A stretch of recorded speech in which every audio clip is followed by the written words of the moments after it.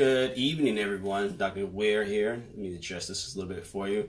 Sorry I'm coming to you a little bit late, and I also didn't tell you I was coming on today, but I just wanted to jump in here real quick because since, it's getting warmer in certain areas of the country, things of that sort, I just wanted to throw more information about preventing infections because we have a lot of questions about this in our group. So I want to make sure that I'm giving you guys enough value and enough information so to help you prevent and also treat if it does happen. So let me go jumping right into saying this. I'm gonna mention things about vaccines and antibiotics, things like that. So I'm not telling you not to take them. I'm just giving you a generalized information to say what you can do from a natural standpoint and what some of the research has really said. So let's go ahead and jump into it.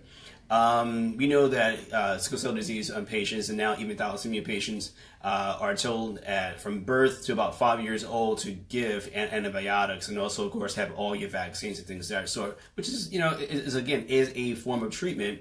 But the issue comes in when you have a lot of these antibiotics given on a daily basis and not doing anything to help to build the body's true immune system up as well. So that's usually my issue with it, is the fact that if you're going to give someone a antibiotic for 5 years straight, and then if they do have their spleen removed, they're going to have to be on antibiotics for the rest of their life, their true immunity is now going to be compromised forever and ever and ever. So if they do happen to have another type of antibiotic because of the fact that they have a bacterial infection, again, antibiotics is only for bacteria.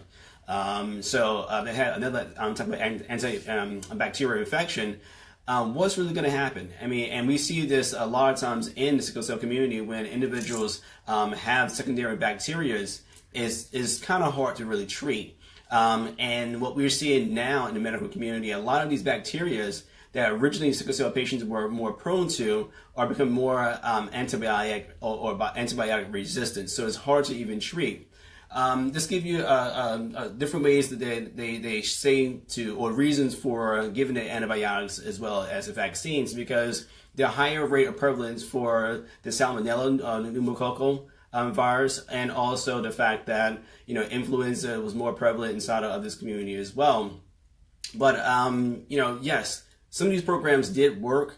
But in some instances, we see that the rate of infection has not gone anywhere, especially since, we're looking at the acute chest syndrome as being the number 2 cause of death in most sickle cell patients. We see that there's much more than giving an antibiotic, because in that case, they have to give many different types of antibiotics in order to get the person out of the actual chest crisis, because they deal with the pain and also the latent bacterial infection as well. And as I said before, a lot of times of the chest crisis, what occurs is actually a secondary infection due to the original one as well. So it's different ways of actually looking at this. And then the rate of contraction of other bacteria and also viruses actually has gone up in the sickle cell community because of the fact that of the daily use of the antibiotics. And again, like I said, I'm not telling you not to give or what, I'm just giving you some of the facts. And really, the main thing for me is really the fact that I know from a biomedical standpoint, a lot of these bacteria are changing and starting to mutate. So they're being more immune to a lot of things that they were looking at 25, 30 years ago. Now we know that the acute chest syndrome is not caused from the pneumococcal, the salmonella or the S pneumococcal is caused by the C, the actual chlamydia or the myeloplasma. Bacteria as well that cause the acute chest syndrome. So there's no vaccines for that. So when the person gets it, they have to get more antibiotics, as I said before.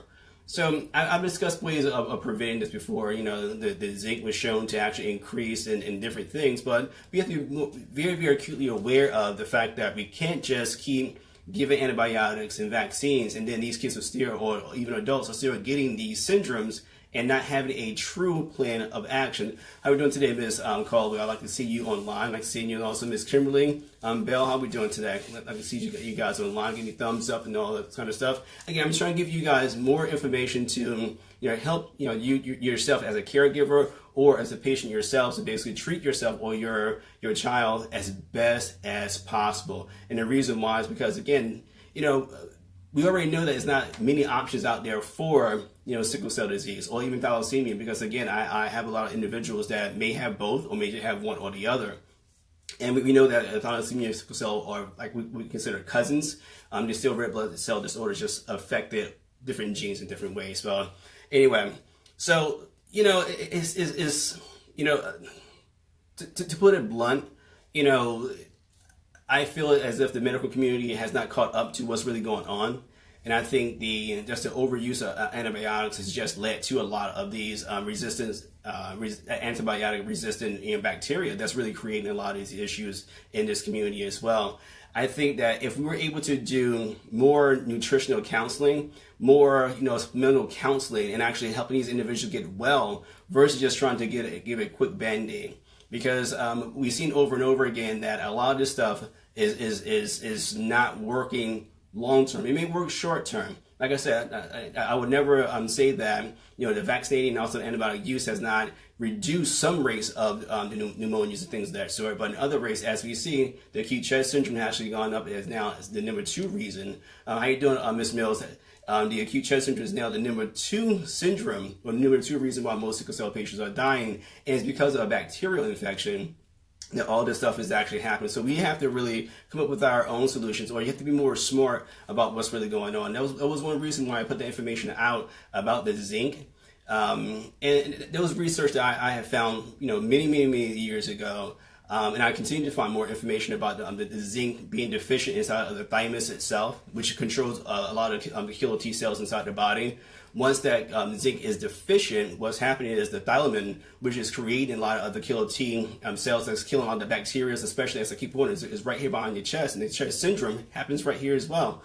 If we are able to increase those levels, we're able to actually maintain a good, healthy rate of immunity inside the body. This is even in a normal a person without sickle cell disease, but more importantly is that definitely with individuals with sickle cell disease. As some of the research I've put out in different posts as well, it's been shown that a lot of sickle cell patients are basically urinating out a lot of their zinc and not able to hold different trace minerals inside their body. We also know, hopefully you guys can follow me, that I've said before that the zinc is definitely in charge of over 300 different enzymatic processes in the body. That's neurological, that's gut related, and also that's hormone related, and also immune related things as well. So you gotta be very, very careful, make sure that you're giving the right things. Other things you can definitely try to actually increase your immunity. We have the golden seal, we have the echinacea. The only thing I would say about the echinacea is the fact that, I myself, do not take it all the time. I'll take it maybe 2 or 3 months out of the year, then I'll lay off of it. Taking it long term can have some sort of side effects, which means like basically decrease in liver function. Not decrease, I wouldn't say that. You can have a toxicity level of it inside of the actual liver itself. But that's only been shown with individuals taking very, very high doses of it. But again, I prefer to be more careful than not. So that's why I more so stick to the golden seal, the colloidal silvers. And also definitely my B vitamins. You gotta have the B vitamins inside your body as well, because that's again going to help your immunity, as well as it's going to help a lot of the neurological functions inside the body too. It's going to help the gut. And again, we already told you that 85% of your immunity is actually in your gut as well. So you gotta keep our gut nice and healthy. So the probiotics, the acidophilus, those things are going to help the body stay nice and healthy as well. Let's focus in on dietary things. Dietary things are staying away from a lot of heavy foods, the wheats and the dairies and the cheeses and things of that sort. The reason why is because of the fact that most of us are from African descent. 98.9% of us have a lactose intolerance just from a genetic standpoint. And if you have already lactose intolerant, it means you're creating more inflammation inside your gut. So if you create more inflammation inside your gut, you're not absorbing most of your foods. I've said this over and over again, but I wanted to really hit home with you guys to make sure that you understand that if you're not absorbing most of your nutrients out of your food, how are you thinking you're going to be really healthy? Okay? So especially in this community, it's something that I tell a lot of my patients that have sickle cell disease when they bring their kids in to be treated by me. This is really a special needs category because it's debatable to say, but sickle cell disease is a protein deficient disease, which means it's a metabolic disease as well as a red blood cell disease as well. So if your metabolism is completely off and not absorbing certain nutrients, and you're not really pumping your body up with more nutrients, what's going to happen is you're going to have that decreased rate of nutrient base. So let's give you an example. Individuals that have diabetes, we always say that if you're not having enough B vitamins inside your body, what's created? neuropathy. The reason why most diabetic individuals have neuropathy because you don't have enough B vitamins inside your system, so the neurological system cannot send those signals to the lower parts of your body. That's why it usually starts in the feet. Okay, so the same thing with sickle cell disease. You gotta have these B vitamins and all these other trace minerals to make sure that you stand healthy and strong. And the most important thing, really, as I keep focusing on, is not just keeping the person out of pain, is make sure their immunity stays higher. Because a lot of times, they'll get a little cold and flu, and it'll trigger a pain crisis. A lot of times, the weather starts to change, and it'll trigger a pain crisis because the body's trying to fight some sort of infection somewhere. It can always be late. So you gotta be very, very careful, guys. So, what else? You can try olive leaf. You can also try oregano oil. Essential oils are phenomenal just to have in the house burning. I know Allison Caldwell, she's big on this right now, and I see a lot of her posts, and she puts some very, very good posts out. And the reason why these essential oils can actually continue to clean the air, and also continue to clean the environment as well, because these essential oils, especially like eucalyptus and olive leaf, lavender, tea tree oil, they actually clean the bacteria out of the air as well, because ACS or acute chest syndrome can also be caused by individuals that have asthma that's also latent as well. And anything done inside of that chest area, you want to make sure that the person is breathing properly. So the eucalyptus and lavender mixture would be a phenomenal thing to actually help the air stay nice and fresh. This is a very long post. You're right, Ms. Carter, so I'm going to try to read it off. My sister has been a diabetic for years and years. Well, I'll be honest with you. The main reason why I actually created the Method B was because if you look at what I created Method B, it was designed really for individuals with diabetes with neuropathy as well. The reason why is because the research shows that if we pump our body full of B vitamins, that neuropathy will start to disappear. This came just from straight medical research that I studied over the last 10 to 15 years. And there's quite a few products on the market with that, but that's why I created the actual Method B. And everything is in Method B is at the dosage that was from the actual research itself. So you can definitely try the B vitamins and see if that actually will help. Exactly, like you said, it started to help out as well. What about black seed oil? Black seed oil for sicklers. Again, black seed oil is really focusing on what? Cleaning the gut out and getting your body to absorb more nutrients. So you can definitely try black seed oil as well. I haven't really dabbled in that as far as prescribing to patients, but I do have several patients on it, and they haven't had crisis because of the fact that they're clearing up the gut. Again, gut health is just as important as anything else. This is something that we fail to really realize, is the fact that if we have a healthy gut, we have a healthy body. I used to treat marathon runs and triathletes all the time when I used to live in California, and actually some NFL players. 90% of them will come in, there'll be these high-level athletes getting paid $10 million a year, and all of them had bad guts. And the reason why, because they were taking way too many supplements, they weren't absorbing anything, so their body was just starting to shut down on them. First thing I put everyone on was a gut detox. And this is not like, making you go poop and all this other stuff. It was really just making sure that their absorption rate, they're getting all the mucus out of the body. It's a well-known fact in Western medicine, is the fact that there's a lot of mucus or phlegm inside of the actual intestines, and we don't know how to get rid of it. That's why I started to create a lot of products I created years ago, because I was cleaning out a lot of that mucus to ensure the body was going to absorb enough nutrients. One of those products we came along with was beta-glucan. I've had this story over and over and over again with you guys, but beta-glucan is shown in different studies to actually help clean the microvilli out of the gut and obviously make sure that you're absorbing enough nutrients. That's one reason why I put it inside our Super Green Plus. That's one reason why I actually had a company with that years ago. We subsequently sold that company, but we sold a lot of beta-glucan to a lot of nutritional supplement companies that was putting it inside of their, the same drinks and things of that sort. And you're welcome, Miss Mills. What are the symptoms of a bad gut? Beyond bloat, beyond gaseousness, beyond feeling full all the time, or GERD, you can have foggy brain syndrome. You can always feel as if you don't feel completely as if you're going to the bathroom. It can be decreased immunity. It can be, what else? It can be cardiac issues as well, because we've seen that individuals that have issues with their gut, they can also have a bacteria inside of their cardiac area that can be causing like palpitations and things of that sort. I've had individuals that have a bad gut that had severe anxiety. And the reason why is because you're not absorbing any of your magnesium or your selenium, or your serotonins aren't being uptaken properly inside your system. And what happens is you have anxiety, you have depression. All this stuff is coming from bad guts as well. So that's why I started jumping on and talking more about guts, and really for a sickle cell standpoint, but I'm glad you guys are asking other questions as well. So what do you use for a gut detox? Oh man, quick and easy way to really do a gut detox is cut your protein level down to only be about 10% per day. Since you are of African descent, I'm going to say it, cut out the dairy. I mean, all types of dairy. I mean creamers. I mean, everything. What you want to do is put yourself on a really good probiotic. I like Yarrow, Jarow, and also get their acidophilus as well. They have like an intensive formula you can also get. You can get it at your local GNC or even at Whole Foods as well. And then I'm going to plug one of my products in, only because the reason why I designed it was to actually help detox the gut and also rebuild the gut at the same time. It's my Super Greens Plus. That's why I designed that. The other thing you want to do for a good gut detox is start having good oils in your system. The olive oils, the coconut oils, the hemp oils. I love actually a mixture I started doing myself was I would do a teaspoon of hemp oil, a half teaspoon of lemon, a little bit of Celtic sea salt. CELTIC is a gray salt, but it has at least 120 different trace minerals inside of it. I do like a little pinch of that. I mean, a healthy pinch of it, in about 2 or 3 ounces of water. Stir it up real quick and slam it down.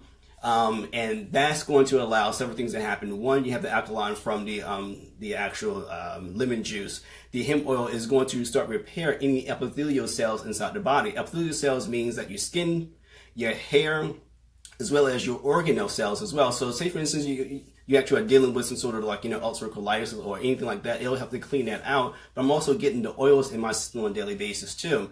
And then the Celtic sea salt, like I said, had different trace minerals inside of it, so I was able to wash everything down. I'll do that for about 2 or 3 weeks, just to give myself a nice little cleanse, as well as take my B vitamins, and then take my super greens. I actually do my super greens twice a day when I'm doing that, because again, I want enough beta glucan inside there. The blue green algae is going to pull a lot of toxins out your body as well. And then all of the fruits and veggies I put inside there actually help to put all the phytonutrients back inside your system as well. So that's the thing that I do for a good gut detox as well. And nice to see you, Miss Crystal George. But again, bringing it back to sickle cell, but again, even this is good for sickle cell patients. I try not to tell my sickle cell patients to quote unquote detox your body, because I'm trying to do things very, very gently with them. But a lot of these things that I mentioned, they can definitely do on a daily basis as well, because you want to focus in on the gut to make sure they have that true immunity as well. And overuse of these antibiotics, in my opinion, is what's creating a lot of this bacterial resistance that's going on, throughout the country and also throughout the world. We see it over and over again. Any patient, any parent has had their kid, inside the hospital, and see that the fact that, when they first went in there, they just had a back pain. They couldn't find it. It ran labs for 2 or 3 days and no infection at all. Then all of a sudden on the fourth or fifth day, all of a sudden, the reason why they had the chest crisis, the reason why they had the pain crisis was because we found an infection somewhere inside their body. But wait a minute, you couldn't find that for several days. There's always a secondary infection. We want to be careful about it as well. And what causes leg ulcers in sickle cell patients and how to prevent them? Poor oxygenation of the blood. The same reason why you have sickle cell disease, the same reason why your organs inside the body usually fail as well. The poor oxygenation of the body as well. How to prevent them? Zinc oxide sometimes can actually help them. It's something called cell food oxygen. I'm sorry, I'm saying it incorrectly, but it's a product that actually adds oxygen to the actual body itself. That can actually is a drink you add it to your actual water itself. It can actually help put more oxygen inside the body. But when someone usually is like in a sickle cell crisis, usually maybe a week or two before it goes into a pain crisis, they'll start to get more ulcers on their legs and sometimes arms. And that's usually because the oxygen level is so deficient that the body is like, well, I'm trying to repair or save the actual organs itself, so the skin doesn't really matter. But you can try to start doing things like that. I did have a product that actually helped out that, but unfortunately, it's hard to get the actual product. So I hate to even say that I have it. If I can make the formula up, I promise you I will make it up for you guys and send some samples out, because I've had several patients use the actual formula, and it worked beautifully.